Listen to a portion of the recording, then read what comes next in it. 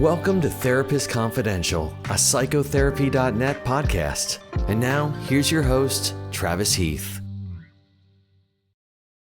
Hello, everybody. Welcome back to the Therapist Confidential podcast. I'm your host, Travis Heath, and today we have the pleasure of being joined by Dr. Thomas Doherty, who is a clinical psychologist, and we're going to talk today about a topic that I've never had the good fortune of talking about, which is the impact of climate change on human beings and systems. And I guess when I say I've never had the good fortune of talking about it, I mean with an expert.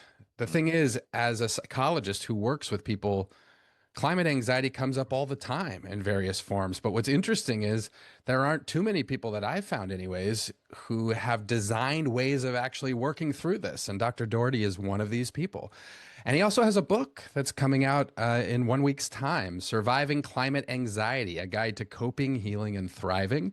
I've gotten a chance to start exploring this a little bit, and boy, I am excited to read the whole thing as well. Dr. Thomas Doherty, welcome. Do you mind giving us a little introduction to who you are and your work? Yeah, thanks, Travis. It's really great to be here. Well, I'm coming in from Portland, Oregon, where I live. And as you say, I'm a clinical psychologist, and my story is, in a nutshell, my story is a bit unique. I am trained in clinical psychology, and back in graduate school, I did a lot of health psychology and worked in hospitals and behavioral medicine. But I also, I grew up on the East Coast. I went to college in New York City. I did not really have a big outdoor experience growing up from Buffalo, New York, where I'm from. But when I came out west after college, I started doing outdoor work, and I worked in outdoor therapy, wilderness therapy programs for young people that paired therapists and outdoor, like outward bound type experiences, which was a whole new experience for me, and got really into that. And one thing led to another. I ended up doing that for the first part of my career, and was a river rafting guide. And then I worked for Greenpeace, and I did environmental work. And so it was all very kind of organic and not necessarily planned as life often is, and in the 90s and the early aughts. And then I was inspired by some of my mentors who were psychologists at these programs I worked at to go back to school to study counseling first, and then eventually I got into a doctoral program and at Antioch, New England Graduate School, which was a neat progressive program. It was one of the few programs that took my interest seriously. As you have to remember, at the time I had long dreadlock hair as well, not unlike yourself, and was kind of an outdoors, environmental person, but wanted to talk about nature and mental health, and ended up trying to study that in school. I had mentors that were supportive, although it was a new field, so there was really no one to teach me, but I stuck with it, and eventually started practicing in Portland, Oregon, where I live, and started teaching at Lewis and Clark Graduate School, and created a certificate to teach outdoor therapy and early version of ecotherapy, and got involved with academia. Helped start an academic journal on ecopsychology. I had a big. This is a bit of a longish answer, but I think it's to the point. And then I was invited to the climate change task force, the first climate change task force of the American Psychological Association. That was about 13 years ago. And that was an honor. But there were really no clinical psychologists doing anything remotely related to nature at the time. So I was able to get in there, and I worked with a lot of the really famous environmental psychology people at the time. And it was really like a new learning, like another graduate school experience on that task force. And that opened my mind to the whole phenomenon of climate change. And then we were tasked with figuring out what is the mental health impacts of climate change, and wrote some papers and articles that were influential. And that sort of launched me into the climate world. And then since then, I joke now that the world has caught up to me, because this used to be more of a very specialized question. And now in the last several years, of course, everything that was predicted around climate change has come to pass, and climate disasters have happened all around the world. And now this is a common experience, and therapists themselves, of course, experience this. And so a lot of people are interested in this. So now it's actually a growing sort of best practice that therapists need to understand a bit about disasters and climate. And so that kind of leads to the present day and this idea of my book, and really trying to capture my what I've picked up over the years for the public. And it was a tough project to do. I had a lot of personal setbacks in my life and various things, as it is when you're trying to do your career, but pulled it off, and here we are. And ironically, I thought maybe I'd missed the boat on climate, that it was too late. I didn't get my book out in time, but that's not the case. Actually, climate issues are just as dire as ever before. And with the political kind of the really gross denialism that's been happening, even in the last several months here in the United States, people's need for support is greater than ever. So that's a longest answer, but I think that gives you a little flavor because it is a unique story. No, I appreciate the answer. I love learning the context and the history of people's stories and how they came to where they are. Before we get into some of the topics in the book, I'm hoping we can talk about a couple of terms. Sure. So there are terms like eco-anxiety. I'm wondering about, or even climate anxiety. Mm-hmm. I'm wondering about these terms, how you define them, and how you see them as perhaps a little bit different than just anxiety or grief. Because I could see someone, especially someone in our collective fields, that would say, oh, what you're describing is just anxiety or it's just grief. And I get the sense that you're onto something that perhaps is a little bit more specific. And so can you define these terms like eco-anxiety, climate anxiety, and talk about why they're important? Yeah, it's a great question, and it's a real nuanced answer. And well, what I would say, one of the things I talk about in my book is this idea of the climate elephant, and it's basically applying this old metaphor of the blind people and the elephant. And people see this they come upon this large object, they can't really see the whole thing. They grasp on parts of it, and that's their understanding of it, and they don't realize that they're missing other parts. And that's kind of a great metaphor for climate change, because it is such an overarching world issue that all of us, even in our best intentions, can't see all of other people's experiences and what it's like around the world. And some people grasp onto the science, some people grasp onto the economics or the technology or the social justice, or the innovation or the spiritual aspects of it, et cetera, et cetera. And so there's kind of an elephant of eco-anxiety too, because it is multi-determined, is a multi-defined kind of term. And, I think with your background in narrative therapy, it's also a story and a way of approaching the world and a way of understanding the world, and even a kind of identity. To when I say I have eco-anxiety, it says things about myself to the world, that I care about nature, that I've been affected. So when I talk to people about this, either the public or therapists, I say, well, just imagine there's a few different aspects of eco-anxiety. One is the actual physical anxiety experience, because anxiety is a normal feeling. It's natural to feel anxious about threats in the world. We don't want to get rid of anxiety. We can't. It's an inbred, evolutionarily derived feeling that helps us to survive. And so obviously people will feel anxious about the state of the world, dire scientific warnings, and if they've actually experienced disasters, then of course anxious about the actual weather disasters themselves and all the ramifications. So it is a feeling, and it could be a diagnosis if someone is really gripped with debilitating anxiety symptoms, and it could overlap with an existing, anxiety tendency or temperament, or an anxiety disorder. It could overlap with that. So kind of a co-occurring situation. And then on the other kind of side, it's a social construction. When people talk about eco-anxiety, they're really talking about a political, social problem. They're talking about society, and certain people, channel their eco-anxiety not through their own personal harm or distress, but their values about the world and social justice and indignation and concern. And so it's a social phenomenon as well. And, every academic discipline weighs in on different ways about it. And it's political. So it's personal and political. And then, as I say, there are certain people that are really pulling on eco-anxiety to try to make it big and well known, because either they want to assert their own identity and their values, and they think this is truly a crisis, a health crisis, and they think it's a leverage to change behavior. But then there are also people that are kind of suppressing eco-anxiety. Obviously, climate denier people will make fun of this and belittle people's concerns with nature, or do some propaganda to say it's not real, or all this sorts of stuff. So there's some, it's not to make light of that, because it makes it really dangerous for some people to even share these feelings. And as we know, globally, it can be dangerous to be an environmentalist in some places. Literally life threatening to come out against some of these issues. So there's some danger in this.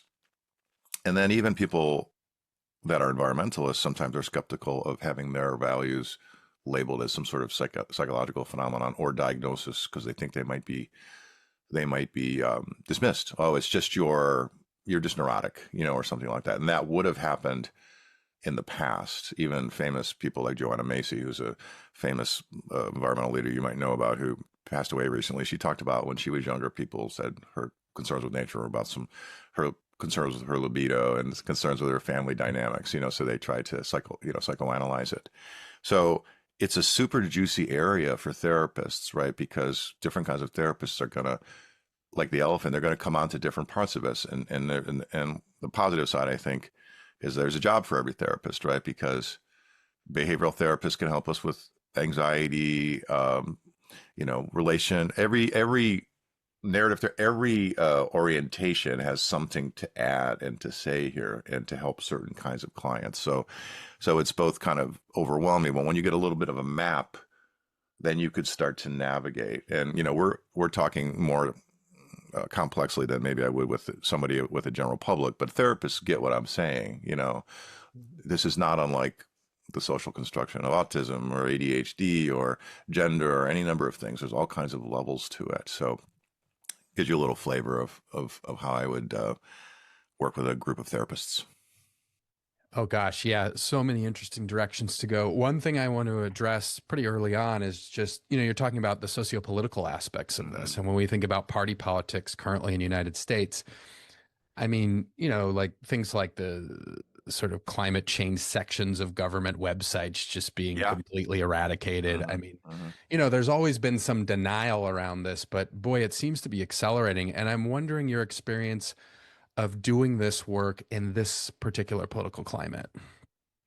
Yeah, it's interesting. I mean, part of my message is for people to actually take news breaks and to pull yourself out of constant uptake of especially electronic news. So in some ways, I was shielded recently over the last couple of years because I was so head down focusing on my book and also all the positive aspects. Because it's important to recognize that our perceptions of the issue can be skewed. Most of the information that we hear is negative in the news about climate, like overwhelmingly, like 97% of climate stories are negative. And so we don't hear all the positive things. So at this Climate Week event I was at in New York, just recently, was lucky enough to be out there. There's hundreds of events on education and science and policy and food and cooking and arts and just every imaginable topic related to climate change, all positive, all gifted people from around the world, totally inspiring. So when we think about this gross, essentially, this, what would I say? Because so much change has happened around the world in terms of like transitioning from fossil fuels and electrifying power, it's really ugly now, the politics of fossil fuel companies really trying to retain their power. And of course, they've essentially co-opted and bribed or taken over sections of the U.S. government. That's the reality of it. There used to be a term regulatory capture where, industries would kind of take over the regulations of themselves. And that was kind of a polite, capture where they were still able to debate and they allowed people to have dissent. But now we have this very totalitarian style of just simply, censoring basic words and phrases and then, criminalizing protests. So it's the best of times and the worst of times because yes, these are dire things. And then the challenge with this work mentally is to realize there's a ton of 80% of people around the world believe in climate change, want to take action in the US. So the vast majority of people understand, believe countries around the world are changing. So there's two different forces really clashing right now. But if you only just focus on just one side, you're missing the story. If that makes sense. So anyway, it's an interesting one because we have to, as therapists, we have to validate people's concerns. Like, this is real. Like, this is a problem. Whatever you're reading in the news. I mean, the news, again, we can't necessarily trust all of the news because news isn't a fully accurate view of the world. But what we are hearing is problematic. But you have to realize that once you actually take action, paradoxically, you run into all these people that are like our conversation today. Like, it's inspiring, it's interesting, learning about your work. Everything I learn inspires me. So it's important to do our own mental hygiene while we're doing this work. I'm going to set a scene. This was in 2020. I was born and raised in Denver, Colorado. I now live in San Diego, but I was working as a psychologist in Denver. So this is, towards, there was COVID that started in the spring, right? Yep. Or the late winter. And then things started to look a little better in the summer. But then, as the fall and the winter came back, things started looking less optimistic, let's say. And during this time, I believe it was around October, actually, which historically would have been really late in the Denver area for there to be wildfires. But there was this horrible wildfire in the mountains. And I'm sitting there with a client. It's in the evening, the sun's setting. It's around 6:30 or so. And there's smoke. So I had this office in downtown, in this old mansion. We were like on the third floor. So you can see the buildings of the city in the distance, but you can also see the mountains. And then there's this smoke. It just looks like this post-apocalyptic scene. And I was sitting with a client who already had a tendency to sort of be anxious, already had a tendency to say, well, COVID's going to end everything, and he was already worried some about things like climate change and other things. And here we are sitting in my office and there's just smoke everywhere. It literally looks like something out of a movie. Okay. And of course, yes, we're trained to have sort of general conversations about this, but something that came up in that moment that I hadn't been able to put words to, that you begin to in your book, is sort of this idea of the tendency to normalize versus the tendency to rebel. Yeah. Because Okay. in this moment when I'm sitting with him, right? I mean, there's a part of me that's going like, this is all processing really quickly, right? Mhm. In real time. And I'm going, well, do I sort of normalize that this is where we're at now, whether it be with COVID or these climate disasters, literally one that the ash is falling outside of my office. I mean, do we normalize this and figure some way to live with this, or do we rebel and do we organize and do we use activism to push back against this? And I know your book addresses this a little bit, but boy, that's a tension that I find a lot in my life. And in particular, when it comes to climate change, because I'll vacillate between this feeling of like, well, this is just the new normal. We just have to accept it. And then another part of me is like, no, forget that. Like, I don't want to accept shit. Like, I want to push back. And I'm wondering if you can talk some about that kind of creative tension and how we might work with that. Yeah, no, exactly. You're exactly to the point. We had similar experiences in Portland, Oregon, where I live at around that same time during COVID. In fact, it's a chunk of my in chapter 3. I talk in detail about that the book is organized in sort of like very primal sections. So how to think, how to feel, how to de-stress, how to do your own climate adaptation. And so in the de-stress chapter, I actually talk about that similar time because we had the same scenario, even worse because it was COVID, lockdown. People couldn't. One of the ironies of COVID was that people couldn't go out into nature. Well, actually, like I say, one of the ironies of COVID and climate interactions is that during COVID, people wanted to go out in nature and get outside of lockdown, and nature became really important to people. But then when the disasters came with smoke, heat, air quality, people couldn't go outside, so they were trapped. So it was a very kind of exquisite dilemma, particularly for certain people. Women with babies, for example, you couldn't be home, and then in Portland, we had much like the current time, the similar power structure in control in Washington, and there was the Black Lives Matter era, and there was protests every night, and federal helicopters floating around, and tear gas. It was very dystopian. in certain parts of the city. And other parts of the city, it was just quiet, regular, normal. But then downtown, it was really dystopian. But it was on the news, and so yeah. I mean, there's a couple of things there.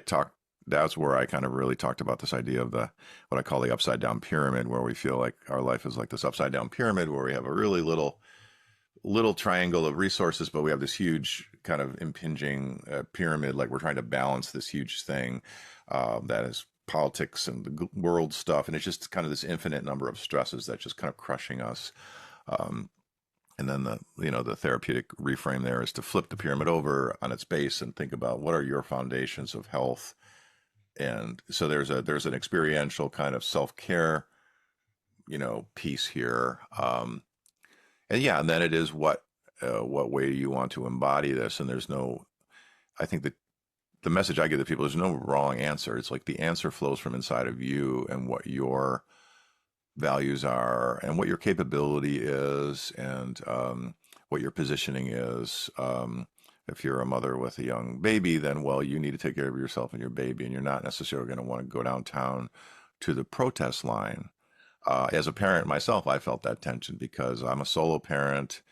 I'm a widow. My wife died of breast cancer several years ago. So like I have one child and I have to take care of them. And that's a whole nother story we could talk about another time. But, so like I knew if I went downtown in Portland during that time, I would probably get swept up in the protest and probably who knows, so I had to kind of, balance my own urge. But then many other people I work with were actively involved in these kind of protest movements. So it really, the health is not resolving the tension. The health is holding the tension and creating a space for it because it's going to continue to go in different directions. And then in my book, I also talk about just people's life history of environmental identity. At certain points of your life, you might be a frontline activist. I was in college on divestment protests about South Africa. I remember being very much when you're in your early 20s, you're kind of a frontline person by nature, particularly like young males who feel indestructible. But as a parent, or as an expert, maybe my services are better used in other parts. So I think there's this kind of a spectrum of places you can stand in relation to this hypothetical front line. And the healing message for people is that, I can stand in many places, and I can be in the back of the line caring for children or elders. I can be an activist. I can fundraise. I can do websites. I can do things at my work. I can do research. I can work with the public, and realizing, a lot of people feel less than. They feel inadequate. I'm not doing enough. I'm not radical enough. I'm not this or I'm not that. So, trying to find our it's not the right word, but like our sweet spot in the sense of what's accurate right now, knowing that it's going to change. And sometimes we don't have a choice about like even just the implication that you have a choice in terms of action is a privilege, right? Because some people don't have choices depending on where you live in the world. You're born on the front line, and so again, these are super juicy questions. One word that I play with a lot is this word hope. And hope's interesting to me because I found that sometimes when people create sort of synthetic hope, it actually does more harm than good, where they're sort of creating this hope that's not a real hope. Like we were talking about COVID. I saw it in COVID, after the first couple of months, I'd be working with people at that time on Zoom because everything was locked down and doing something on Zoom was new for me at that time. But people would say things like, by the summer, everything's going to be great. COVID's going to be gone. And of course, in my head, as I'm listening, I'm thinking, boy, people smarter than me on this issue aren't saying that that's going to be the case. But it was like almost this false hope, this false optimism, which then when that, of course, didn't come to pass, people felt worse than when they started. But on the other hand, if we have no hope, that seems problematic in itself too. Rebecca Solnit writes eloquently about hope, where she talks about how it's interesting because the people that have no hope and that say we're all screwed, let's just put this in the frame of climate change. We're all going to die. There's nothing we can do. They are then certain about an outcome, or they're trying to make themselves certain about an outcome. So too are the people that say, oh, it's all going to be okay. Everything's fine. They too are certain. And I think most of us live in between in an uncertain space. And I think it takes some courage to be there, but also it is easier to generate hope if you just say, oh, everything's going to be great. Or there's not hope in saying we're all screwed, but at least there's a certainty, right? And maybe that does in some weird way, like decrease the anxiety. But most of us are here in the middle trying to find some kind of hope with regard to climate change. Do you have any words of wisdom or anything you've learned over the years for those of us that are in the middle and trying to find some sort of not false hope, but real hope for the future with regard to climate change? Yeah, another really great set of questions. We talk about this in this podcast that I do with my colleague Panu Pikula from Finland. He's a climate emotions scholar and a theologian, and the whole question of our podcast, climate change and happiness, is provocative. Like, what does it mean to be happy in the modern world? So we get, if you're into this, like, we hyper get into the emotions and these discussions. Yeah, hope. It's like there's an elephant of hope, we could say as well. And it's like in terms of the climate elephant or thing, because hope, it's helpful to step back with a lot of these concepts and realize they're really big and they really have a lot of size to them. And a little bit of knowledge is a dangerous thing. And so you want to kind of step back and take a few. When I used to do outdoor therapy, I talked about that years ago, doing like wilderness therapy in Outward Bound. You would do wilderness first aid classes, and one of the first things the rule was stop, survey the scene, don't create another victim, right? So when you're a first responder, you need to size up the scene, what's going on, who needs help, and don't just rush in there, because then someone might have to rescue you. And similar with these questions of hope, like you rush in and grab one piece of hope and start arguing about it with other people, it's really futile and it's kind of counterproductive, because they're all true in a way. There's most people are very simplistic about these questions, unfortunately, because hope is an emotional feeling. It's also an intellectual, cognitive assessment of the world. It's also a stance and a program and a way of talking. And so they're all different ways of this. And it's also developmental when people are new into this area and really having like some sort of ecological wake-up call. The very essence of that is a destruction of hope. It's a destruction of our perceived assumptions about the state of the world and what our future is. And so the very nature of modern environmental identity implies an experience of losing hope, because that's consciousness, that's truth, that's the honesty of what's going on. So that's a very important part of the process to honor and to hold and to validate. But it also can continue to change and mutate and grow, because like we try anything, at first it seems hopeless, but when we realize, hey, I'm not dead yet, I'm still alive, here I am, what should I do today? You realize, well, I can do something. And maybe, so hope can be spontaneous, a sense of hope as a future orientation towards something that could be positive is a spontaneous thing that will happen on any given day. Sometimes it depends on the day and our mood and our rest. One of my sayings is despair is fatigue in disguise. So if we're burned out and tired, we're far more likely to feel hopeless and feel down. And one of the things I talk about in my book is and in my own, everybody weighs in, because it's a creative, artistic sort of thing too. My metaphor, I talk about, it's a horizon of hope. People talk about gritty hope, tragic hope, hope but move your feet, all these kinds of things that capture the need to take action. You can't just passively wait for someone to save you. But the horizon of hope is this idea that, on certain days when I'm feeling good, like when I was at the Climate Week and met all these people, my horizon of hope starts to extend. I realized, wow, there's a lot of positive things happening. Bill McKibben has a new book out on solar power, and I saw him speak recently. And when you listen to him speak, you realize, wow, there's tons of positive changes going on around the world. And so suddenly you can start to see a scenario where we can actually get through this climate mess. And it's real. It's a real thing. But on another given day, when you start to read about government websites being censored in the US, you feel like, "Oh, we're done." And so our hope horizon comes almost to nothing. And sometimes people get to a zero point where they really feel hopeless. And that is a true feeling. people say, Thomas, how do you maintain positivity? And I'm like, I don't. I mean, no one can. That's ridiculous. Sometimes I feel terrible. I'm very cynical. And other times I get excited and I get hopeful. So it's the horizon of hope can sometimes be jarring. Like even, and especially if you're on the news, like one moment you can feel great, next moment you can feel like, but even in a disaster, literally in a storm, in a hurricane, your horizon of hope gets shrunken to the next 20 minutes. I'm going to survive. I'm going to make my way. I'm going to stay dry. And then it's super, super, super practical. And then later on after the disaster, then we can allow this planning and adapting. So it's, again, I'm kind of complexifying these things, but I think it's helpful to create a larger palette to work with in these areas.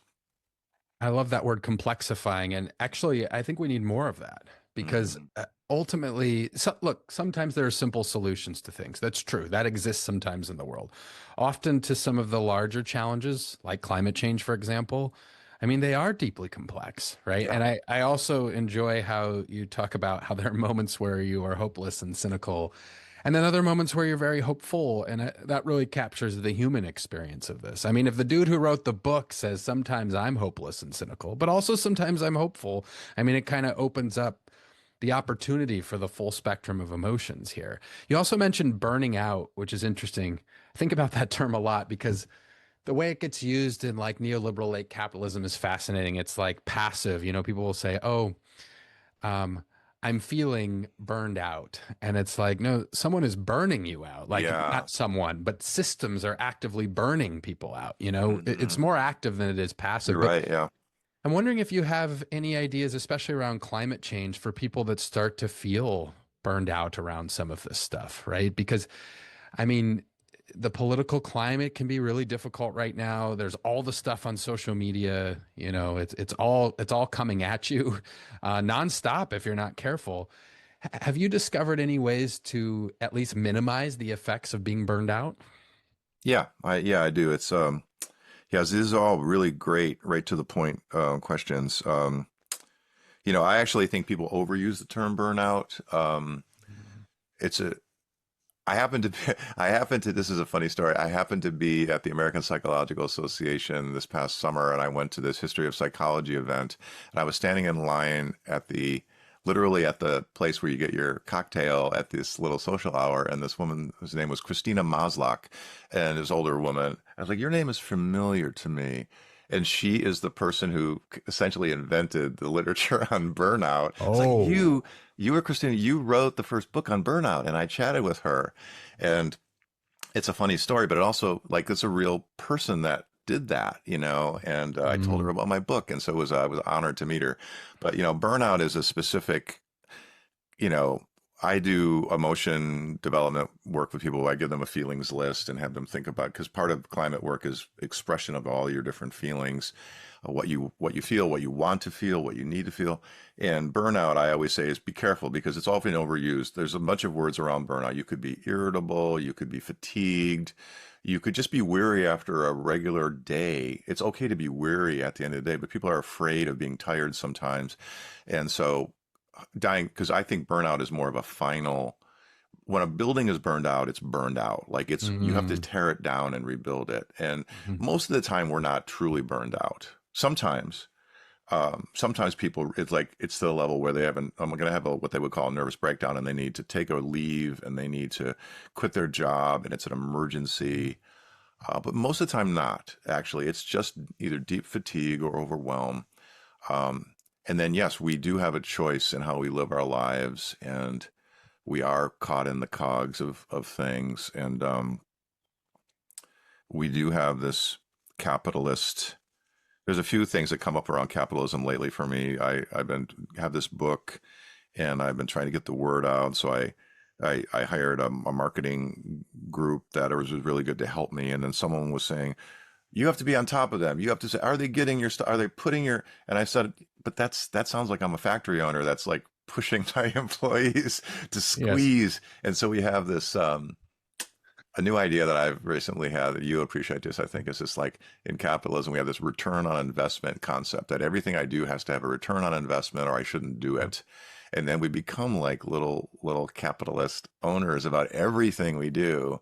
Should I see this movie? Should I do this podcast? Should I read this book? And it's like, wait a minute, like it's not all about that. And so um, I'm kind of straying from your topic, but I do think it's interesting to think about this. One of the things I talk about in my book is what I call reclaiming our nervous system, which is essentially unplugging from the news, from this perception of constant action and productivity, and just your life is the news. Walk outside your door, smell the air, look at the sky, look at your family, look at your home, your street, and just let your nervous system calm down a little bit and be present in the present moment. And that practices of any kind of practices like that. Andy Fisher is a kind of an interesting eco-psychology theorist who really does work on the more radical side, and he talks about recollective practices where we're recollecting our sense of ourself in relation to nature and ourself as animals on the earth. And so there are ways to burst that bubble. So we went from practical burnout to more social level, but I think it's that consciousness, and it's like surfing on a wave.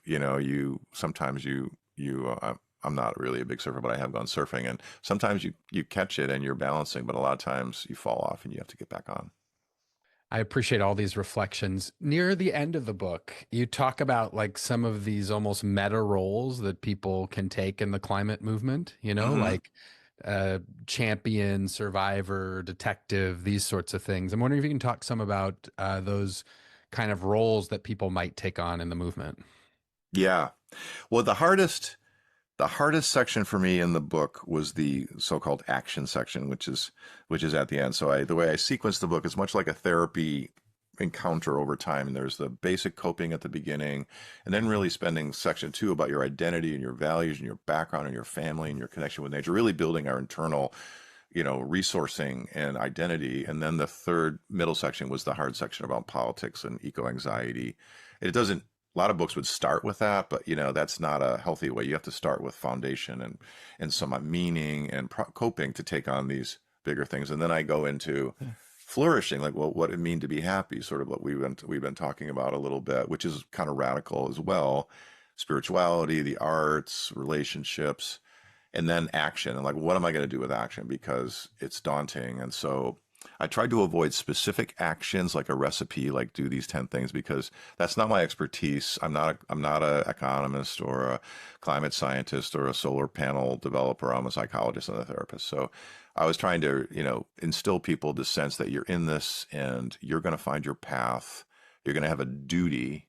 So the way I approached action was from the perception of duty, like you're going to have a sense of duty, and that will then lead to action. But the actions are going to switch depending on where you are, and even technology changes and political changes. And so I was trying to find some sort of more durable categories, particularly for young people who are overwhelmed. And that's where I came upon this idea of the climate detective, which is a general role where, you're investigating, and it's like a detective, like in a mystery, like why is this happening in society? And sometimes it's like exposing wrongs and maybe investigating the science, investigating the politics. So there's a sort of a kind of a hard-edged piece to that. And then the climate champion or the hero, that's the person that really says, I have the solution. Like, I want to do this program, or this could be technology or social justice. And some people really gravitate to that. And then the climate survivor was really speaking for just people that, hey, I'm just trying to survive here. I'm not an activist. I'm not an expert. I'm not an innovator. I'm just a regular person trying to get through my day. And how can I just be a survivor here with myself and my family? And obviously we can be in all those roles. But that was my kind of, attempt to create some categories that would be useful for like a whole bunch of people around the world. So I felt, as a white male, I felt like, who am I to talk about this? But then, you have to try. You have to do your best and take your best effort at it. So I do think, I tried to hit on things that I thought were pretty universal to if I went in anywhere in the world. And I've had some experience of going around the world and talking to people, and it's pretty similar. People have to survive. They have to they have to de-stress, they have to think, feel, they have to do all these things. So anyway, that's those roles. Yeah, and I'm thinking, for the therapists listening, if they're going, gosh, I'd like to integrate more of this into my practice, be more mindful of it, learn more about it. I mean, obviously, one option, the book's coming out, Surviving Climate Anxiety, A Guide to Coping, Healing, and Thriving. So, that's a great place to start. I'm wondering if you have any other uh, jumping off points for people if they're interested in perhaps getting more involved in this work. Yeah, we're lucky now as opposed to where it was, when I was searching for graduate programs or getting started as a psychologist in the early aughts, that was really lonely and isolating sometimes to do this work. But now it's not the case. There are actually organizations. We have the Climate Psychology Alliance in the UK, Climate Psychiatry Alliance, Climate Psychology Alliance in the US, which is a gathering point for therapists. So, and that's national, and so you can seek that group out, and you'll find like-minded people. Keep in mind that is a new area, so a lot of people that are in these groups are new themselves, and so the reality is therapists still need to be a bit of pathfinders because it is still relatively new. But we have books. I mean, I have my book, obviously, but there are books on ecotherapy and in walking therapy. You're doing this kind of work. And so there's a lot more resources out there, and even trainings and sort of continuing education on basic practices. And then you can also get into, disaster response. So I would say, joining up and going to meetings, reading books. When I talk to therapists, I do a therapy training group, and the basic process I say is there's 3 steps. First of all, you have to do your own environmental identity work. You have to understand your own unique connection with nature based on your culture and your gender and your experience. And unless you do that, you are not going to be able to work with people because you will not feel comfortable and confident to talk. It's just like any psychology issue. If you haven't worked through your own understanding of it, you will not feel safe in ability to bring it up with people.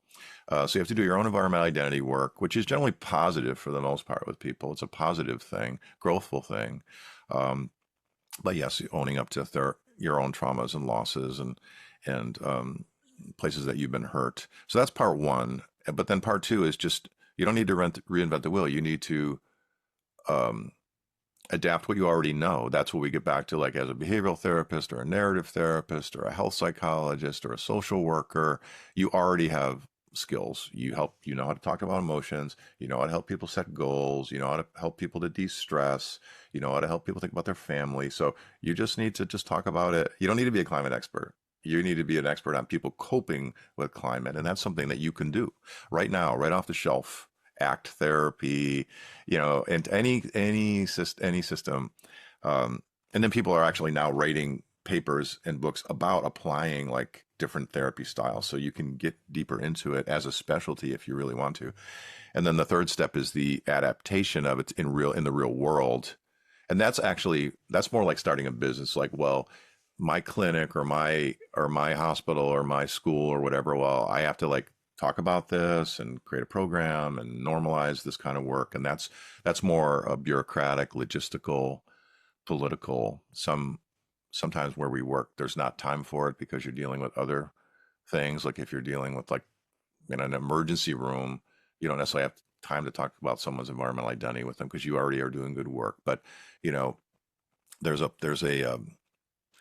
I don't know what the word is. It's bureaucratic, it's structural, it's you figuring out how to do this work literally in your practice. And then as you do that, you of course develop more of your environmental identity. And, so there's a synergy, but it starts with your own self. I think in some way of closing it, the thing that I do often at the beginning with therapists is I say, well, there's the idea of being congruent, right? And therapy is a classic idea of being congruent where I'm present and my thoughts and my feelings are all equal and I'm in my kind of comfort zone helping people. And therapists know what that's like, and that feels really good. And I say, when you're talking to people about climate or environmental stuff, do you feel congruent now? How's your congruence doing? And often therapists aren't feeling congruent. And that's a signal they have to sit with their own stuff until they can be present with their own questions. And then you can just be open to other people. So there's an experiential kind of piece here. I've really enjoyed this conversation. I definitely look forward to diving more into the book. I've seen a sneak preview of it, but my copy's on the way. Again, the book is Surviving Climate Anxiety, A Guide to Coping, Healing, and Thriving. Dr. Thomas Doherty, thanks. And I look forward to having more conversations into the future. Same here, Travis. It's really been great to meet you, and I really enjoyed our conversation.